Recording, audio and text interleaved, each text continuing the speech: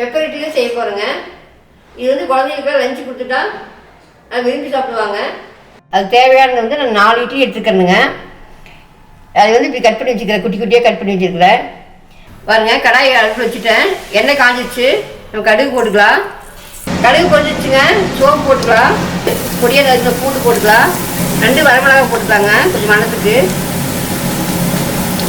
2 கருவேப்பிலை போட்டுக்கலாம். பூண்டு நல்லா வதங்கி வரட்டுங்க. 2 குடமிளகா போட்டுக்க.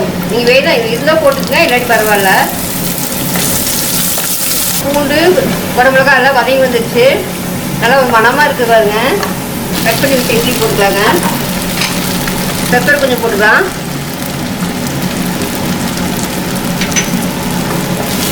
நம்ம கலக்கி விடலாங்க.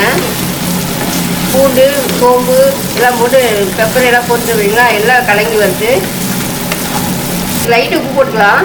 கொஞ்சம் இட்லியில் உப்பு இருக்கும், அதனால் வந்து இதுக்கு லைட்டாக போட்டுக்கலாங்க.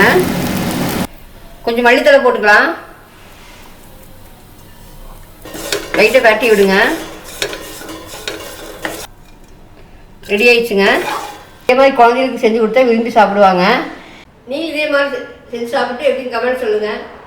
பிடிச்சிருந்தா சேனல் சப்ஸ்கிரைப் பண்ணுங்கள், லைக் பண்ணுங்கள், உங்கள் ஃப்ரெண்ட்ஸ்க்கெலாம் ஷேர் பண்ணி விடுங்க.